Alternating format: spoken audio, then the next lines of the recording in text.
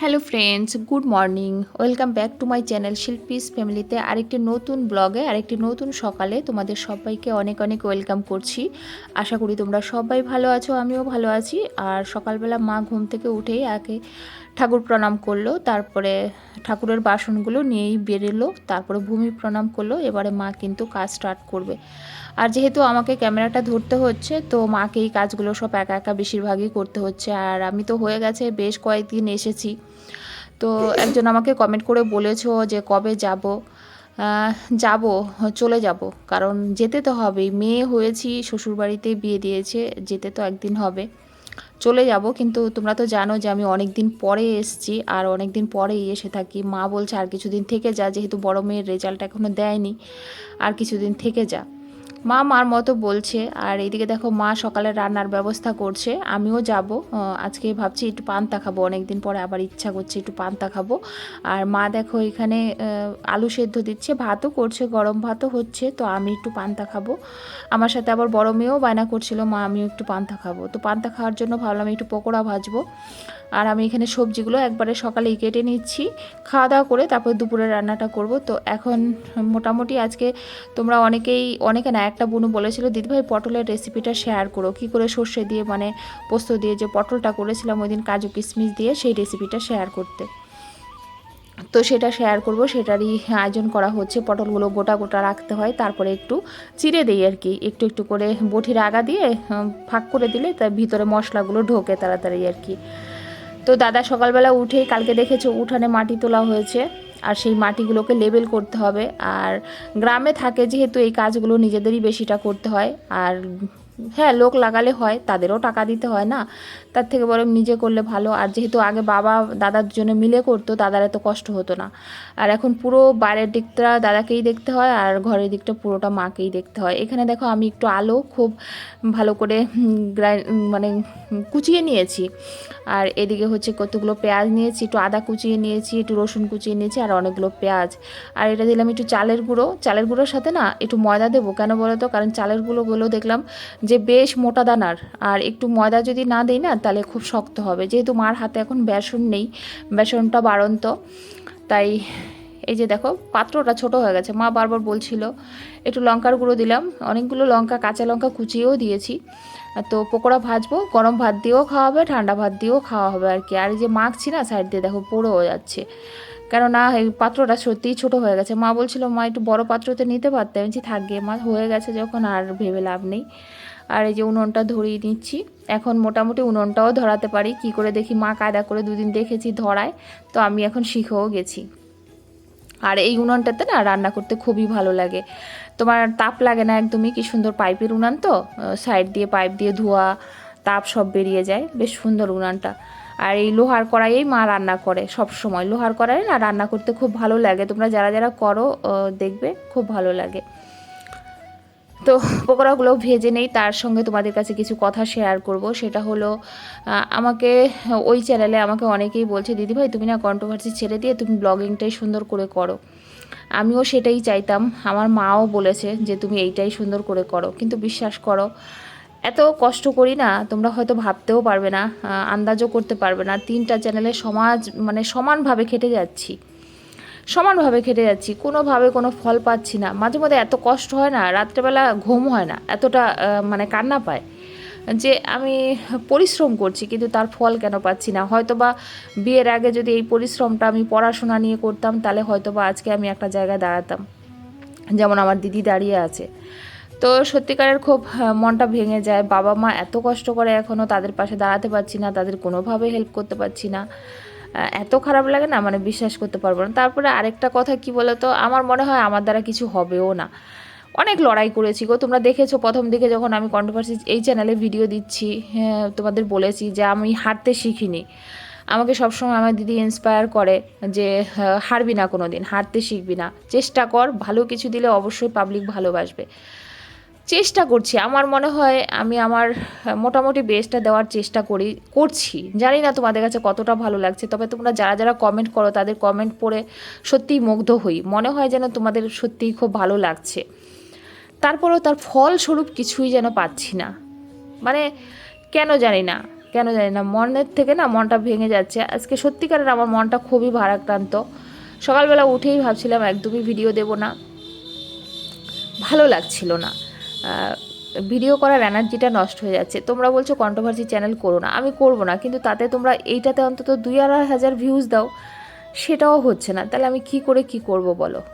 এই যে ভিউজটা আসে আমার দিনে, কালকে তো ভিডিওটা করেছি, এখনও 1,000 ভিউজও আমার আসেনি। তাহলে আমি কি করে কি করব বলো? সত্যি কেউ একজন আমাকে এমন একটা বড় কথা বলেছিল, মনে হচ্ছে সেটাই ফলে গেছে। আমার দ্বারা হয়তো বা কোনো দিন কিছু হবে না। এখানে দেখো রান্না বসিয়েছি। ছোটো মেয়ে বলছে মা চিংড়ি মাছের একটু ভাপা খাবো, তো মা বলছে ওর জন্য একটু করে ভাপা কর। আমি করবো না, একটুখানি মাছ, সেটার থেকে কত কি করব।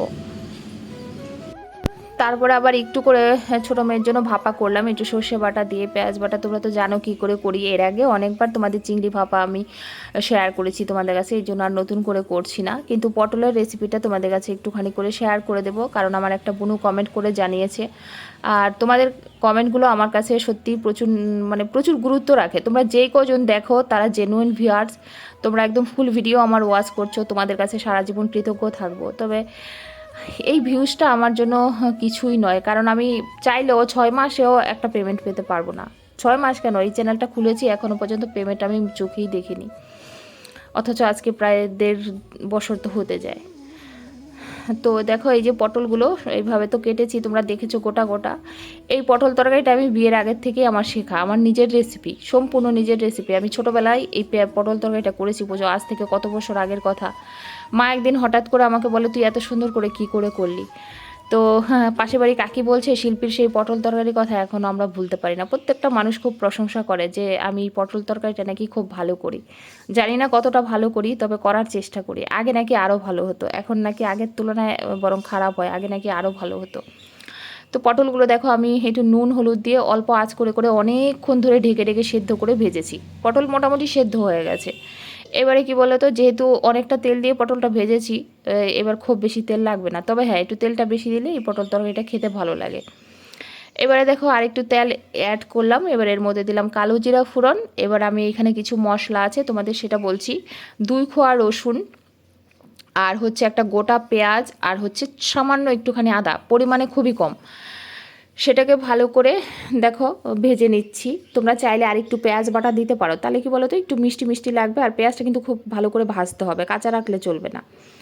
দেখো আমি একদম ব্রাউন কালার করে কিন্তু পেঁয়াজ এগুলো ভেজে নিয়েছি। এবার একটু হলুদ দিলাম পরিমাণ মতো। এবার আমি এই যে সর্ষাটা, এই সর্ষাটা কিন্তু তোমরা এখানে কাজু কিশমিশও দিতে পারো, সেটা আর থাকতে হবে না, যেহেতু শুধু সর্ষে বাটা দিয়ে করছি। এটা তোমরা নিরামিষ যখন করবে সব একই থাকবে, শুধু পেঁয়াজটা দেবে না, আর সমস্ত কিছু একই রকমভাবে করবে। আর একটু চিনি দেবে কিন্তু, যেহেতু নিরামিষ তরকারি একটু চিনি, মিষ্টি মিষ্টি ভাব আসবে সামান্য। কাঁচা লঙ্কা অনেকগুলো চিড়ে দেবে। আর ফাইনালি কষাতে কষাতে কষাতে কষাতে এইরকম যখন তেল বেরিয়ে আসবে সর্ষের থেকে, তারপরে কিন্তু তরকারিটা একদম রেডি হয়ে যাবে। এই দেখো ফাইনালি রেডি হয়ে গেছে, খেতে দুর্দান্ত হয়, তোমরা ট্রাই করতে পারো নিরামিষের দিনে। এখানে দেখো পাশের বাড়ি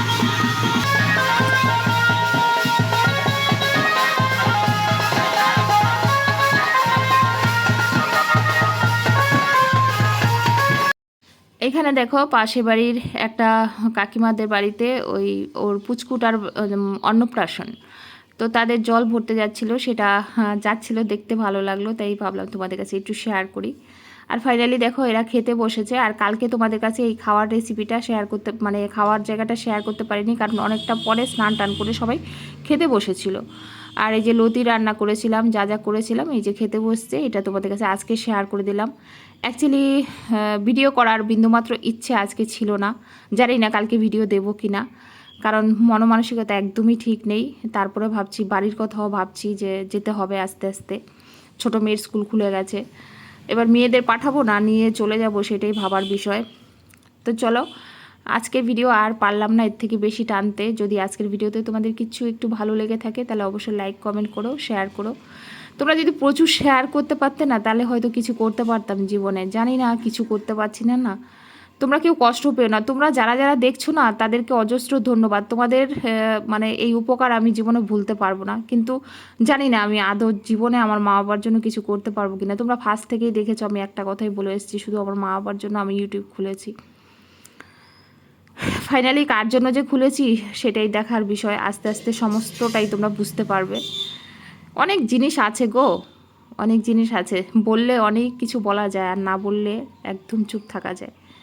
তো আমরা মেয়েরা তো আমাদের চুপ থাকতে হয় পরিস্থিতিতে। অনেকে পারে তাদের সমস্ত কিছু খুলে মানে তুলে ধরতে ইউটিউবে, অনেকে পারে না। তো আমি হয়তো তাদের খাতায় কোনো দিনই কিছু পারবো না। খুব খারাপ লাগছে আজকে, মনটা সত্যিই ভালো লাগছে না। তো চলো ভিডিওটা এই পর্যন্তই এন্ড করছি। ওদের খাওয়া দাওয়া হোক, কালকে যদি পারি তাহলে অবশ্যই ভিডিও দেব। ওদের যে গিফট ওপেনিংয়ের ভিডিওটা আছে, মানে বার্থডেতে গিফট পেয়েছিল, সেটা এখনও দেওয়া হয়নি। ওদের যে মামারা নিয়ে রেস্টুরেন্টে গেছিলো সেই ভিডিওটা এখনও দেয়নি, সেইগুলো আছে জমা। ভাবছি এর মধ্যেই একদিন হয়তো দিয়ে দেবো। তো ভালো থেকো সবাই, কিছু মনে করো না, এত কথা বললাম, টাটা।